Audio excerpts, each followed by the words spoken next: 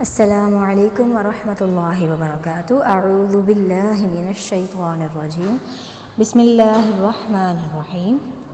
رب اشرح لی صدری ویسر لی امری واحلل عقدۃ من لسانی یفقہوا قولی۔ اللہم فقہنا فی الدین، اللہم فقہنا فی الدین، اللہم فقہنا فی الدین، آمین۔ یہ آتا ہے والذین، اور وہ لوگ جو یؤمنون، وہ ایمان لاتے ہیں، بما، اس پر جو انزل، نازل کیا گیا، الیکا، آپ کی طرف۔ تو نازل کیا گیا الیکا کس کی طرف؟ نبی صلی اللہ علیہ وآلہ وسلم کی طرف۔ تو نبی صلی اللہ علیہ وسلم کی طرف صرف قرآن نازل نہیں کیا گیا۔ سورہ نساء میں آتا ہے انزل اللہ علیک الکتاب والحکمۃ، نازل کیا اللہ نے آپ پر کتاب اور حکمت۔ حکمت ہے جو نبی صلی اللہ علیہ وسلم کی سنت ہے۔ اسی طرح سورہ نجم میں آتا ہے وما ينطق عن الهوى ان هو الا وحی یوحی، کہ وہ جو بھی کہتے ہیں وہ اپنی خواہش سے نہیں کہتے، وہ وہی بولتے ہیں جو وہ وہی کہتے ہیں جو ان پر وحی کی جاتی ہے۔ تو بعض لوگ، آپ نے شاید کبھی دیکھا ہو ایسے کہ بعض لوگ کہتے ہیں کہ ہم قرآن کو مانتے ہیں لیکن ہم حدیث کو نہیں مانتے۔ تو اگر آپ قرآن مجید کو مانتے ہیں تو آپ حدیث کے بغیر قرآن مجید کو نہیں سمجھ سکتے، کیونکہ قرآن مجید کی جو ایکسپلینیشن ہے، اس میں جو احکامات ہیں انہیں پرفارم کیسے کرنا ہے وہ ہمیں نبی صلی اللہ علیہ وآلہ وسلم نے ہی بتایا ہے۔ جیسے نماز کا حکم آیا تو نبی صلی اللہ علیہ وآلہ وسلم نے نماز کا طریقہ بتایا۔ حدیث میں آتا ہے صلوا کما رأیتمونی اصلی، نماز اس طرح پڑھو جس طرح مجھے پڑھتے ہوئے دیکھتے ہو۔ پھر انہوں نے پڑھ کے دکھائی کہ کس طرح سے پڑھنی ہے۔ ایسے ہی زکوٰۃ ہے، کتنی دینی ہے، کیسے دینی ہے، جہاد ہے، کیسے کرنا ہے، کیسے نہیں کرنا، اور کیا چیزیں اس میں منع ہیں، اور ہر زندگی کا ہر اصول ہمیں نبی صلی اللہ علیہ وآلہ وسلم نے ہمیں بتایا۔ اور پھر قرآن مجید میں خود اللہ تعالیٰ نے بار بار فرمایا ہے اطیعوا اللہ واطیعوا الرسول، اطاعت کرو اللہ کی اور اس کے رسول کی۔ پھر ایک جگہ فرمایا کہ تمہارے لیے نبی کی زندگی بہترین نمونہ ہے۔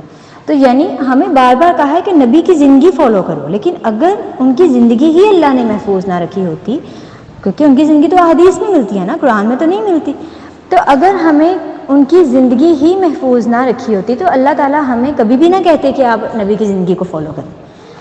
ہمیں اللہ تعالیٰ نے ایسی کوئی ریکوائرمنٹ نہیں کی جس کا اللہ تعالیٰ نے انتظام نہ ہمارے لیے کیا ہو۔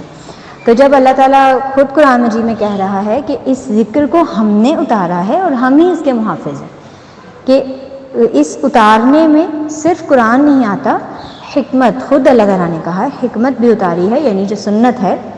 تو نبی صلی اللہ علیہ وآلہ وسلم کی زندگی احادیث سے ہمیں ملتی ہے، اور اس لیے قرآن مجید اور حدیث ان دونوں کے اوپر بیک وقت ایمان لایا جائے گا تو آپ کا ایمان مکمل ہے۔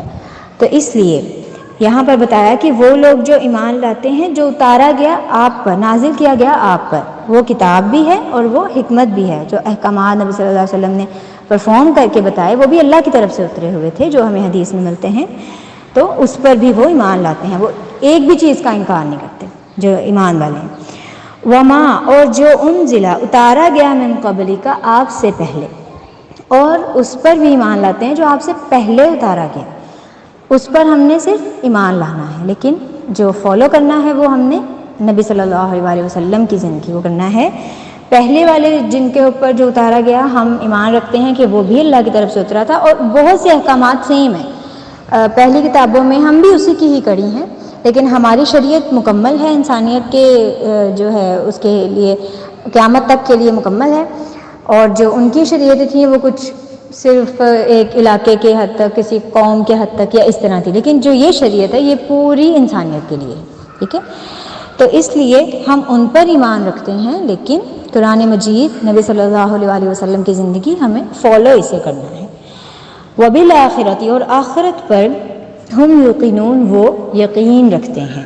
اب دیکھیں یہاں پر یہ نہیں کہا کہ وہ ایمان رکھتے ہیں، بلکہ دیکھیں غیب کے جب اللہ تعالیٰ نے اوپر بات کی ہے کہ وہ ایمان لاتے ہیں غیب پر، تو غیب میں قیامت کی بات آلریڈی آ چکی ہے، لیکن یہاں دوبارہ سے مینشن کیا کہ وہ آخرت پر یقین رکھتے ہیں، علیحدہ سے آخرت کو مینشن کیا، کیونکہ آخرت کے اوپر یقین رکھنا جو ہوتا ہے نا، یقین ایمان کی بالکل لاسٹ سٹیج ہے، کہ بس فائنل بات کہ اس میں کوئی شک و شبہ وہ رکھتے ہی نہیں ہیں. اور جو کامیاب لوگ ہوتے ہیں وہ ہمیشہ دور اندیش ہوتے ہیں، وہ اس چیز کا دھیان رکھتے ہیں کہ جو کام ہم کر رہے ہیں ہمیں لانگ ٹرم میں اس کا فائدہ ہوگا کہ نقصان ہوگا. تو جو متقین لوگ ہوتے ہیں وہ اس چیز کو دھیان میں رکھتے ہیں کہ آج جو عمل ہم کر رہے ہیں کل قیامت کے روز ہمیں اس کا فائدہ ہوگا کہ ہمیں اس کا نقصان ہوگا. یعنی وہ اپنی منزل کو اپنے منزل کو اپنے مائنڈ میں رکھتے ہیں. تو یہ ان لوگوں کی پہچان ہے. اور آخرت کا جو کنسیپٹ ہے نا، یہ تو ویسے ہی ایک انسان کو امید بھی دیتا ہے، یہ انسان کو خوف بھی دیتا ہے کہ اگر آپ کچھ برا کرنے لگتے ہیں تو آپ کو اس چیز کا خوف آتا ہے کہ اللہ نے مجھ سے پوچھنا ہے. اکثر کوئی آپ کے ساتھ ظلم کرتا ہے تو انسان کہتا ہے نا کہ ڈرو قیامت والے دن تم سے پوچھیں گے، یا قیامت کے دن تمہارا گریبان پکڑیں گے، یہ وہ. کیونکہ یہ یقین ہوتا ہے کہ قیامت کا دن آنا ہے، تم نے میرے ساتھ آج ظلم کیا ہے، میں قیامت کے دن تمہارا گریبان پکڑوں گی. تو یہ ایک یقین ہے مومن کا جو اس کو جینے کی تمنا دیتا ہے، اس کو حوصلہ دیتا ہے کہ ہمت نہ ہارو، قیامت کے دن سب کا حساب ہوگا.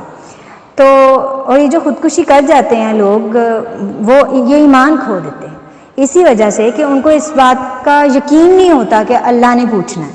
وہ سمجھتے ہیں کہ بس اس دنیا میں میرے ساتھ ظلم ہو گیا، میرے ساتھ یہ ہوا ہے تو اب مجھے اپنے آپ کو مار لینا چاہیے، بس یہی ہے. یعنی کہ وہ آخرت کا جو اس کا کنسیپٹ ہے وہ پکا نہیں ہوتا، جس کی وجہ سے وہ اتنی بڑی حماقت لوگ کر جاتے ہیں کہ اپنی زندگی کو خود ختم کر لیتے ہیں. تو جو آخرت کے اوپر یقین رکھتے ہیں ان کے لیے دنیا کے چیلنجز کا سامنا کرنا بہت آسان ہوتا ہے. اس لیے جو فلاح پانے والے لوگ ہیں وہ اپنا فوکس رکھتے ہیں کہ اینڈنگ میں کیا ہونے والا ہے، وہ منزل کے اوپر دھیان رکھتے ہیں. تو پھر راستہ جو ہے ان کا آسان ہو جاتا ہے زندگی کا.